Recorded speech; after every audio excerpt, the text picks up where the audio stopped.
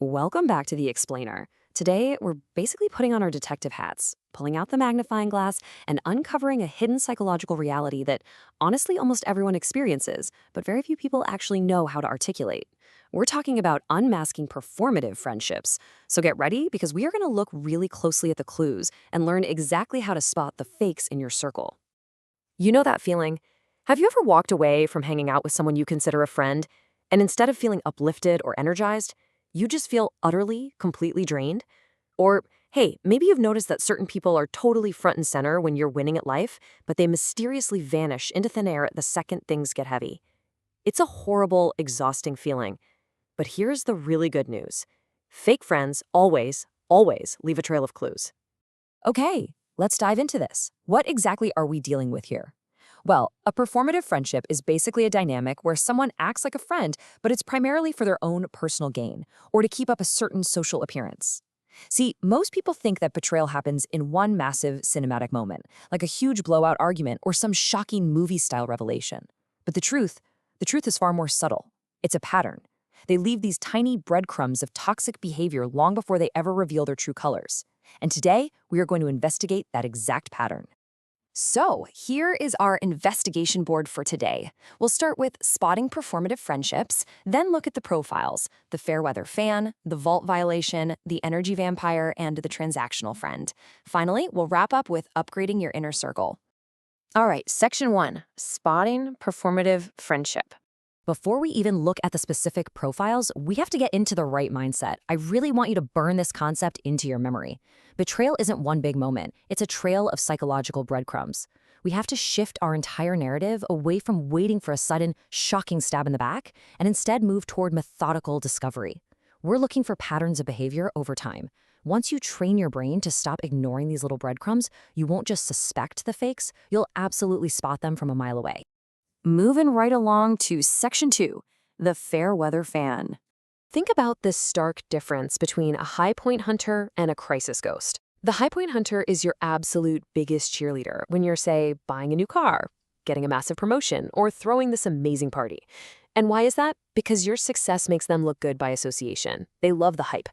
But watch what happens when the hype dies down. Enter the crisis ghost. If you're going through a rough breakup, a health scare, or a weird career slump, their responses suddenly plummet from these enthusiastic paragraphs to like one-word texts. Or worse, total silence. If that happens, listen to me. You aren't dealing with a friend. You're dealing with a fan of your success. So how do we catch them in the act? Here is a highly actionable little tool you can use today. We'll call it the test. Step 1. Share a small win with them, something that makes you genuinely happy but offers absolutely zero benefit or social clout to them. Step 2, just observe. Do they immediately pivot the conversation right back to themselves? Step 3, watch for the backhanded compliment. Sharing a totally non-beneficial win might trigger a response like, "Oh, that's great for you. Gosh, I wish I had time for little hobbies like that." Boom, you've just spotted a fair weather fan in the wild. Let's move to section 3, the vault violation. This right here is arguably the most immediate, glaring way to spot a fake friend. Seriously, grab a pen and write this rule of thumb down. If they talk to you about everyone else, they're talking about you to everyone else. This is a massive, unbreakable rule. It's an absolute truth of human behavior. Please do not trick yourself into thinking you're the special exception. If they do it with you, they are going to do it to you. And that brings us to this wild concept of weaponized secrets. Fake friends literally treat your vulnerability and your deeply personal secrets like currency. It's wild. They take what you told them in strict confidence and they use it to buy social points with other people. Think about it. If they share someone else's deep, dark secret with you without even a second of hesitation, they are proving right to your face that they do not value confidentiality. Remember, you aren't the exception to their rule. You are literally just their current audience. Now, the absolute trickiest version of this is the concerned gossip. Fake friends love, and I mean love, to hide their betrayal under the guise of being a genuinely good person. So they disguise their gossip as deep, heartfelt concern. They'll pull you aside and whisper, "Oh my gosh, I'm just so worried about Sarah. Did you hear what happened to her?" Don't fall for it. This is a highly calculated tactic to gather more information from you and spread the drama, all while keeping their own hands looking squeaky clean. All right, section 4, the energy vampire. Do you constantly feel like you're in a competition that you literally never signed up for? You casually mention that you have a headache. Suddenly, they've had a blinding migraine for 3 straight days. You tell them you're super proud of running 5 miles, they immediately remind you about the marathon they ran last year. It's just constant, exhausting one-upping. And it doesn't stop there. They love these passive-aggressive jabs disguised as humor. And if you actually build up the courage to call out their stinging jokes, they dodge accountability entirely by gaslighting you, dropping the classic line, "Wow, you're way too sensitive. I was literally just kidding." This requires a critical psychological shift. A real friend feels like a battery charger. You leave them feeling energized, seen, and totally supported. But a fake friend, they feel like a power drain. I really want you to pay close attention to your body language after you hang up the phone or leave a coffee date with them. Are your shoulders tense? Is your jaw clenched? Are you replaying the conversation in your head, overthinking every single thing you said? Listen, that is your physical intuition screaming at you that the environment you're in isn't safe. Trust your gut. Listen to your body. Section 5. The Transactional Friend.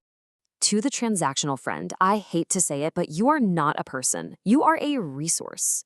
Their name only ever pops up on your phone when they need a favor, when they need a ride, when they're short on cash, or when they just want to dump their emotional baggage on you because they're bored. And you know the magic trick they do?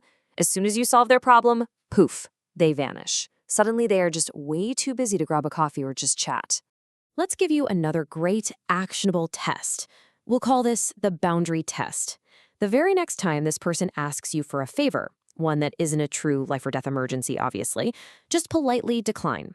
Say something like, I actually can't help with that this time, but I'd really love to see you just to catch up later this week. And then just watch what happens. A fake friend will get instantly frustrated, or they'll completely disappear because you've effectively stopped being useful to them.